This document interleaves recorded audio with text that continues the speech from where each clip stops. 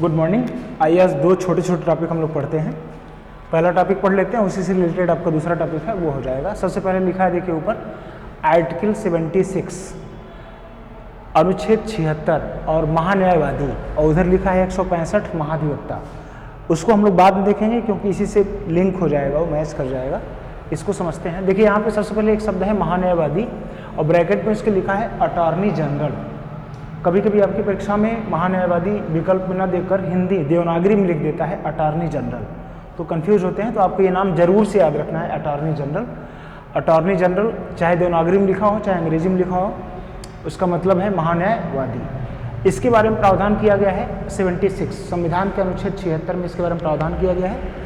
अनुच्छेद 76 में इसके बारे में जो बातें हैं सब बताया गया है। इसके बाद इससे संबंधित एक और अनुच्छेद है 88। ये दो अनुच्छेद हैं जो महान्यायवादी संबंधित हैं। ठीक इसी तरह से आपका दो अनुच्छेद हो जाता है संबंधित महाधिवक्ता से। वहाँ चल के देख लिया जाएगा। यहाँ देखते हैं। सबसे पहले महान्यायवादी के बारे में जानते हैं। महान्यायवादी क्या है? तो सबसे पहला प्रश्न, एकदम सरल सा प्रश्न जो आता है वो ये है कि महान्यायवादी भारत का प्रथम विधि अधिकारी है ना। जब कभी पूछा जाए कि भारत सरकार का प्रथम विधि अधिकारी कौन, तो आप कहेंगे महान्यायवादी। ये भारत सरकार का प्रथम विधि अधिकारी है ना, सॉरी प्रथम विधि अधिकारी है भारत सरकार का प्रथम विधि अधिकारी। सबसे पहला प्रश्न यही कई बार पूछा जा चुका है कि भारत सरकार का प्रथम विधि अधिकारी कौन, तो इसमें विकल्प में ज़्यादातर अटॉर्नी जनरल देकर आपको कंफ्यूज करने की कोशिश किया जाता है या महान्यायवादी। तो ये भारत सरकार का प्रथम विधि अधिकारी है। इसके बारे में अब इसकी कई चीज़ें हैं, जैसे इसकी नियुक्ति कौन करता है, इसकी योग्यता क्या होती है, इसका कार्यकाल क्या होता है, छोटे छोटे प्रश्न हैं। तो सबसे पहले ये समझिए कि इसकी नियुक्ति कौन करता है। तो महान्यायवादी की नियुक्ति राष्ट्रपति करता है। कौन करता है? राष्ट्रपति करता है। राष्ट्रपति के द्वारा महान्यायवादी की नियुक्ति की जाती है। और उसके बाद इसमें एक शब्द और आता है कि इसकी योग्यता क्या है, इसकी क्या योग्यता है, किसे नियुक्त करता है राष्ट्रपति। तो इसकी योग्यता के संदर्भ में कहा जाता है कि किसी ऐसे व्यक्ति को राष्ट्रपति महान्यायवादी नियुक्त कर सकता है जो सर्वोच्च न्यायालय का न्यायाधीश होने की योग्यता रखता है। सर्वोच्च न्यायालय सुप्रीम कोर्ट का न्यायाधीश होने की योग्यता रखता है, होने की योग्यता रखता है, उसी को ये नियुक्त कर सकता है महान्यायवादी। ठीक है। अब इसका ये मतलब नहीं है कि जो योग्यता रखता है सबको नियुक्त कर देगा। सीधी सी बात है, आप लोग राष्ट्रपति वाले चैप्टर पढ़ते हैं कि राष्ट्रपति मंत्रिपरिषद की सलाह पर काम करता है। तो निश्चित रूप से मंत्रिपरिषद जिसे सलाह देगी जिसको नियुक्त करने के लिए उसको नियुक्त कर देगा, लेकिन जिसको भी सलाह देगी उसके पास सर्वोच्च न्यायालय का न्यायाधीश होने की योग्यता होनी चाहिए। अब जब राष्ट्रपति इसको नियुक्त कर देता है तो उसका कार्यकाल क्या होता है। कार्यकाल जो हम लोग देखेंगे तो कार्यकाल के बारे में कहा जाता है इसका कोई निश्चित कार्यकाल नहीं है। महान्यायवादी का कोई निश्चित कार्यकाल नहीं है। यह राष्ट्रपति के प्रसाद पर्यंत पद धारण करता है। जब तक राष्ट्रपति चाहता है तब तक ये पद पर बना रहता है। राष्ट्रपति जिस दिन चाहे उस दिन यह पद मुक्त हो जाएगा। जैसे राष्ट्रपति आज सुबह किसी को महान्यायवादी नियुक्त किया और उसे शाम को ऐसा महसूस हुआ कि महान्यायवादी बनने लायक नहीं है। आप जानते हैं राष्ट्रपति को कब कोई चीज़ महसूस होती है, जब मंत्रिपरिषद महसूस करती है। मंत्रिपरिषद चाहेगी तो राष्ट्रपति उसको नियुक्त कर देगा, मंत्रिपरिषद चाहेगी तो महान्यायवादी को वो हटा सकता है। इसीलिए कहा जाता है कि प्रसाद पर्यंत शब्द आता है ना कि महान्यायवादी का कार्यकाल कितना होता है, कोई निश्चित कार्यकाल नहीं होता। यह राष्ट्रपति की इच्छा पर निर्भर करता है कि राष्ट्रपति कब तक इसे बनाए रख सकता है। ठीक है ना। तो ये इसकी विशेषताएं हैं जो छोटे छोटे प्रश्न इससे संबंधित आते हैं। अब इससे संबंधित कुछ महत्वपूर्ण प्रश्न ये है कि महान्यायवादी आपका पहले ही आपने बता दिया कि भारत सरकार का प्रथम विधि अधिकारी है। तो निश्चित रूप से इसके कार्य की बात करेंगे तो कार्य इसके विधि अधिकारी होने के नाते निश्चित रूप से विधि से संबंधित ही कार्य होता होगा।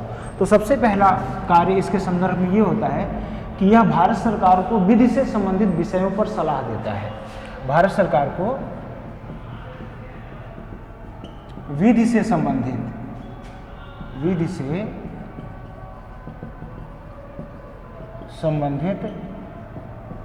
विषयों पर सलाह देता है। ठीक है ना। पहला काम इसका सबसे महत्वपूर्ण और सबसे बड़ा काम तो ये है। कि भारत सरकार का प्रथम विधि अधिकारी होने के नाते यदि भारत सरकार को विधि से संबंधित किसी विषय पर सलाह चाहिए तो महान्यायवादी से सलाह मांगता है। दूसरा इसका महत्वपूर्ण काम यह हो जाता है कि भारत सरकार के विरुद्ध पूरे भारत में कहीं भी यदि कोई मुकदमा है तो उस मुकदमे की पैरवी यही करता है भारत सरकार की ओर से, अर्थात भारत सरकार का सबसे बड़ा वकील है ये, अधिवक्ता है ये। भारत सरकार के खिलाफ अगर कोई मुकदमा करेगा भारत के किसी भी राज्य में किसी भी क्षेत्र में, तो उसकी पैरवी भारत सरकार की ओर से करने यही जाएगा, या इसकी टीम जाएगी या सरकार जिसको नियुक्त कर देती है वो जाता है। तो सामान्यतः भारत सरकार के मुकदमों की पैरवी करती है ना, भारत सरकार की ओर से, ध्यान दीजिएगा। यह भारत सरकार के विरुद्ध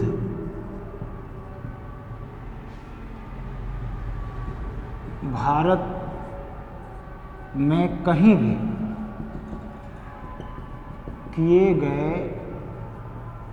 मुकदमे, है ना, की पैरवी वही सरकार की तरफ से, ठीक है ना,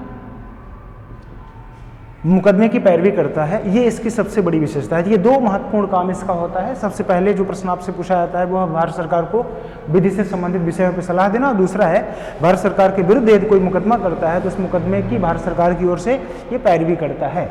तो इसका सबसे बड़ा अधिवक्ता है ये, इसलिए ऐसा हो जाता है। देखिए अब इतनी सारी चीज़ें हो गई हैं तो महान्यायवादी को कुछ छूट प्रदान किया गया है, उन्मुक्ति उसे कहते हैं, आप उसे कह सकते हैं फ्री फ्रॉम किसी विशेष कार्य से। क्या फ्री उसको हैंड दिया गया है? आर्टिकल 88 में इसके बारे में प्रावधान किया गया है। ऐसा किया क्यों गया है पहले ये जान लीजिए।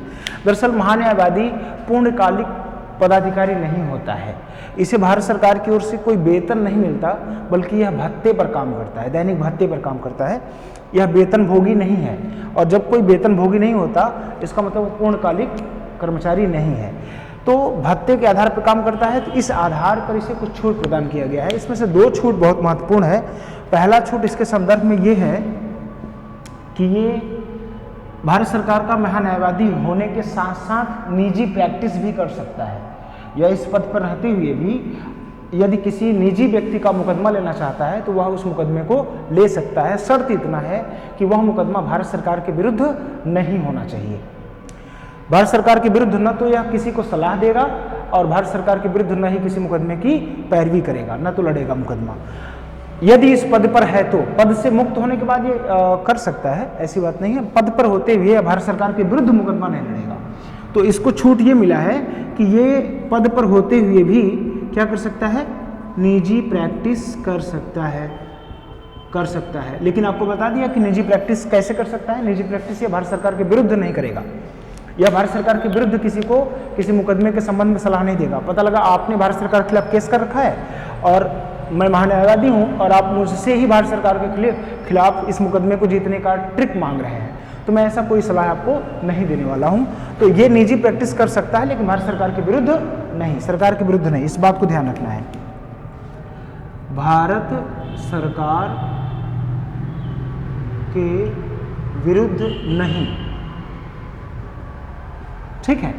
नंबर 2, इसकी एक बहुत बड़ी विशेषता है जो परीक्षा में पूछा जाता है, वो ये है कि इस पद पर होते हुए संसद का सदस्य न होने के बाद भी जो भी इस पद पर है उसे संसद के किसी भी सदन में, चाहे वो लोकसभा हो चाहे वो राज्यसभा हो, संसद के किसी भी सदन में भाग लेने का, उसकी बैठकों में भाग लेने का, उसकी बैठकों में बोलने का अधिकार है।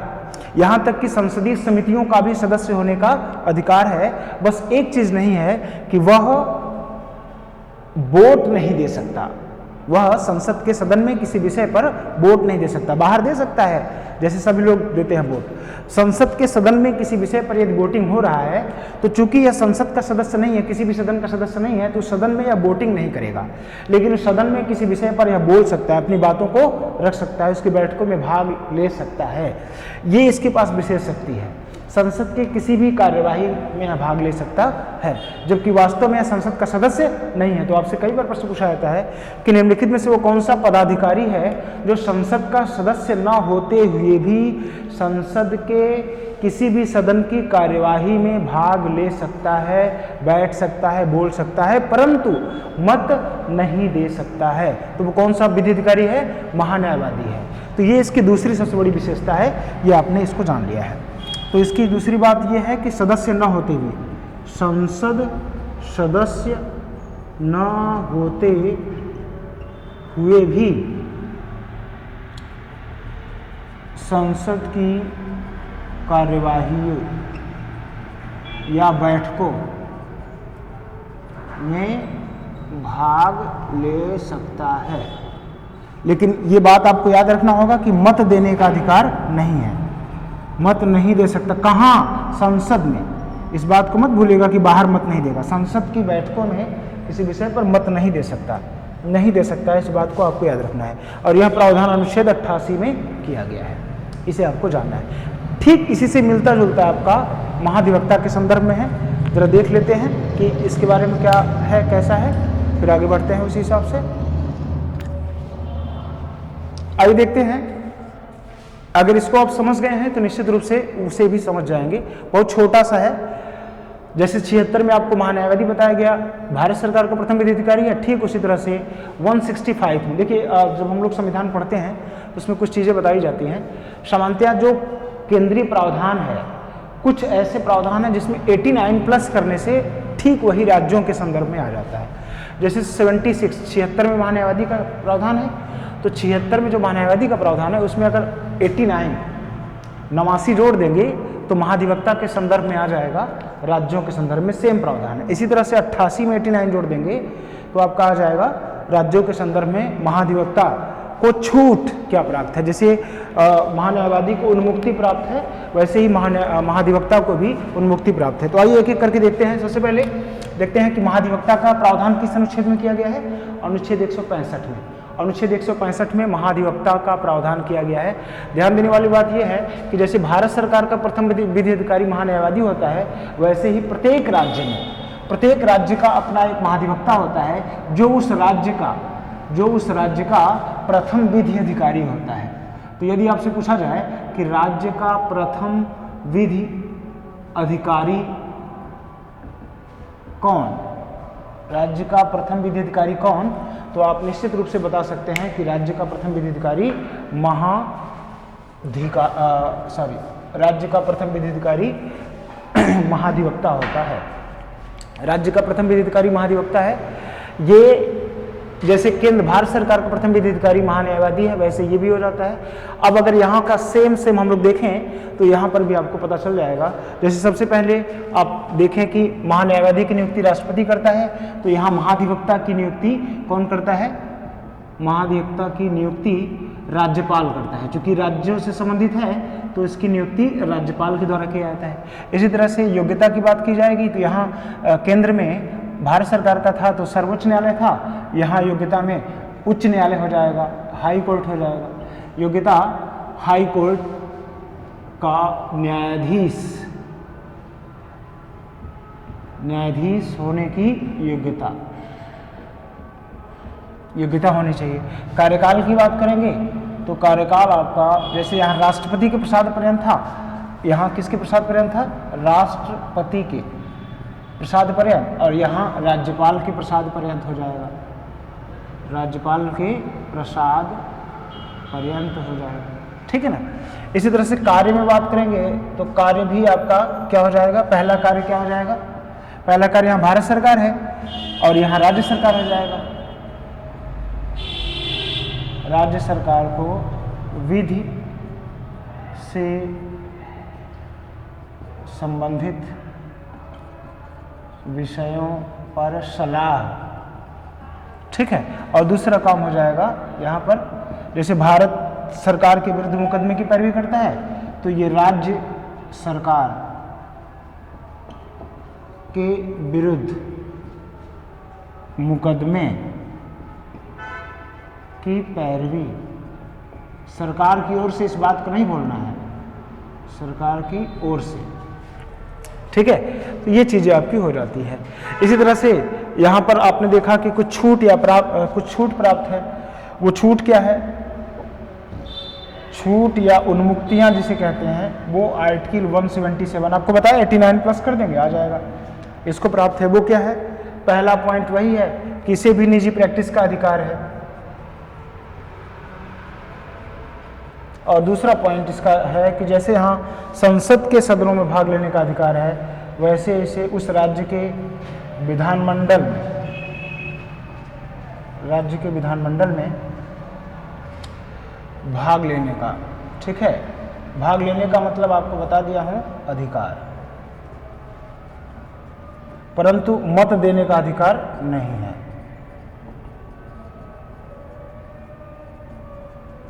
अधिकार नहीं। आइए एक बार इसको हम लोग फिर से देख लेते हैं कि ये क्या है। पूरा का पूरा आप अपने आप समझ जाएंगे, इसमें ज़्यादा कुछ है नहीं, है ना। सबसे पहले आइए देखते हैं यहाँ, जैसे आपको कहा गया कि महान्यायवादी भारत सरकार का प्रथम विधि अधिकारी, वैसे राज्य का प्रथम विधि अधिकारी महाधिवक्ता होता है। इसे अंग्रेजी में अटॉर्नी जनरल कहते हैं और महाधिवक्ता को एडवोकेट जनरल कहते हैं। ध्यान दीजिएगा, देवनागरी में एडवोकेट जनरल आपको याद रखना है, नहीं तो गलत हो जाएगा। 165 में, अनुच्छेद 165 में महाधिवक्ता का प्रावधान है, जिसे अंग्रेजी में एडवोकेट जनरल कहते हैं। महाधिवक्ता राज्य सरकारों का, सभी राज्यों का अपना एक महाधिवक्ता होता है, और वो उस राज्य का, जिस राज्य का महाधिवक्ता है वह उस राज्य का प्रथम विधि अधिकारी होता है। और इस प्रथम विधि अधिकारी की नियुक्ति राज्यों में राज्यपाल के द्वारा किया जाता है।